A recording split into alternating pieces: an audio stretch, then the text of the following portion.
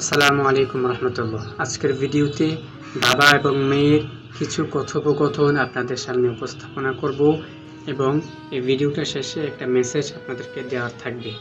ঠিক আছে, ভিডিওটা আশা করছি প্রথম থেকে শেষ পর্যন্ত যদি দেখতে পারেন তাহলে অবশ্যই একটা মেসেজ এবং সুন্দর একটা গল্প আপনারা পাবেন ইনশাআল্লাহ।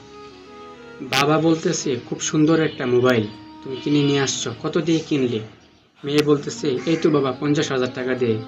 ফোন 1200 টাকা দিয়ে কাভার আর 200 টাকা দিয়ে স্ক্রিন প্রোটেক্টর। বাবা বলল, আচ্ছা তুমি কেন কাভার এবং স্ক্রিন প্রোটেক্টরটি কিনলে? তুমি তো চাইলে আরও 1400 টাকা সেভ করতে পারতে। মেয়ে বলল, বাবা আমি 50,000 টাকা দিয়ে মোবাইল কিনতে পারলাম, আর এই সুরক্ষার জন্য 1400 টাকা খরচ করতে পারবো না?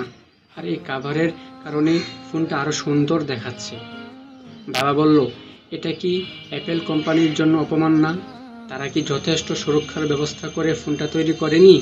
মেয়ে বলল, না বাবা, তারা নিজেরাই পরামর্শ দিয়েছে যেন আমরা স্ক্রিন প্রোটেক্টর এবং কাভার ব্যবহার করি এর সুরক্ষার জন্য। আর ফোনটার কোনো ক্ষতি হোক তা আমি চাই না। এবার বাবা বলল, এটার কারণে কি ফোনটার সৌন্দর্য কমে যাচ্ছে না? মেয়ে বলল, না বাবা, সৌন্দর্য আরও বাড়িয়ে দিচ্ছে। এরপর বাবা তার মেয়ের দিকে তাকালেন এবং ভালোবাসা মাখা একটা হাসি দিয়ে বললেন, আমার মেয়ে, তুমি জানো আমি তোমাকে অনেক ভালোবাসি। তুমি ফোনটা কিনতে 50,000 টাকা খরচ করলে এবং আর 1400 টাকা খরচ করলে এর সুরক্ষার জন্য, খুব ভালো। কিন্তু যিনি তোমাকে খুব সুন্দর করে সৃষ্টি করেছেন এবং তোমাকে নির্দেশও দিয়েছেন তোমার সুরক্ষার জন্য যেন কাভার তথা হিজাব পরিধান করো, তাহলে তোমার কি সেই সৃষ্টিকর্তার কথা শোনা উচিত না? ফোনটা সুরক্ষার জন্য তুমি কি করলে তার জন্য তোমাকে আখিরাতে প্রশ্ন করা হবে না, কিন্তু হিজাবের জন্য আমাকে এবং তোমাকে অবশ্যই জিজ্ঞেস করা হবে। এই ভিডিওটা থেকে, এই সুন্দর একটা গল্প থেকে কি শিখতে পারলেন?